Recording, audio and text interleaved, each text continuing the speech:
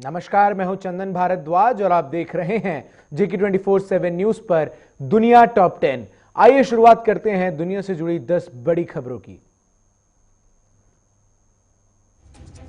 America, Brazil, Turkey, रूस समेत दुनिया के कई देशों में तेजी से कोरोना संक्रमण बढ़ रहा है। दुनिया में पिछले 24 घंटों में रिकॉर्ड 6.72 लाख नए मामले सामने आए। 12,052 संक्रमितों की जान गई है। इससे पहले 3 दिसंबर को रिकॉर्ड 6.88 लाख केस दर्ज किए गए। सबसे ज्यादा 12,834 लोगों की मौत हुई है 24 घंटों में। अमेरिका में कोरोना का कहर बढ़ता ही जा रहा है। यहाँ लगातार तीसरे दिन रिकॉर्ड 2 लाख से ज्यादा और लगातार 31वें दिन 1 लाख से ज्यादा कोरोना संक्रमितों की संख्या बढ़ी। पिछले 24 घंटों में 2.35 लाख नए कोरोना संक्रमण के मामले सामने आए। 2,712 संक्रमितों ने अपनी जान गंवा दी। इससे पहले 3 दिसंबर को रिकॉर्ड 2.20 लाख केस आए थे और सबसे ज्यादा 2,921 मौतें हुई थी। अमेरिका के नवनिर्वाचित राष्ट्रपति जो बाइडेन ने कोविड-19 का टीका तैयार करने होने पर इसे सभी के लिए अनिवार्य होने के संबंध में पूछे गए एक सवाल के जवाब में कहा कि अमेरिकी लोगों को कोरोना वायरस का टीका लगवाने के लिए मजबूर नहीं किया जाएगा। उन्होंने कहा, लोग खुद सार्वजनिक तौर पर टीका लगवाने की इच्छुक हैं ताकि इसे प्रभावी होने और इसे जुड़ी चिंताओं को दूर किया जा सके।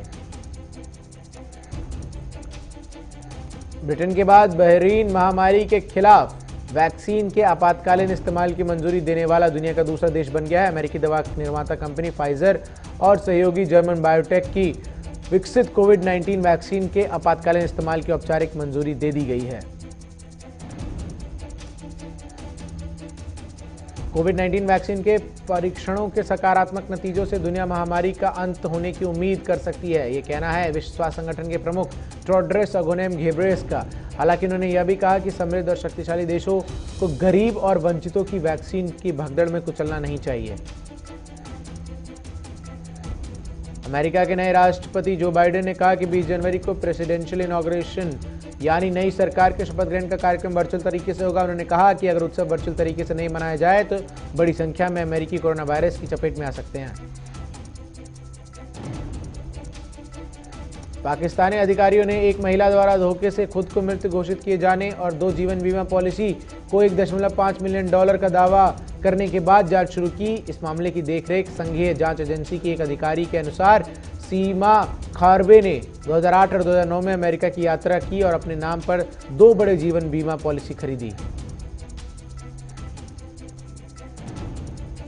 भारत में हो रहे किसान आंदोलन को लेकर विदेश में भी अब सियासत शुरू हो गई है। भारतीय विदेश मंत्रालय की आपत्ति के बावजूद कनाडा के प्रधानमंत्री ने एक बार फिर किसानों को लेकर बयान दिया है। वहीं ब्रिटेन में भी 36 सांसदों ने पत्र लिखकर ब्रिटिश सरकार से हस्तक्षेप की मांग की है।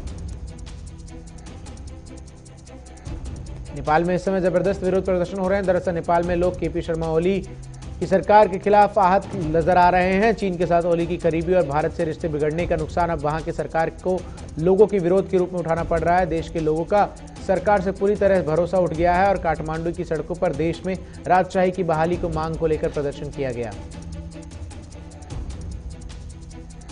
चीन के कोयला खदान में कार्बन मोनोऑक्साइड का स्तर बढ़ने की वजह से 18 मजदूरों की मौत हो गई। स्थानीय अधिकारी ने शनिवार को यह जानकारी दी।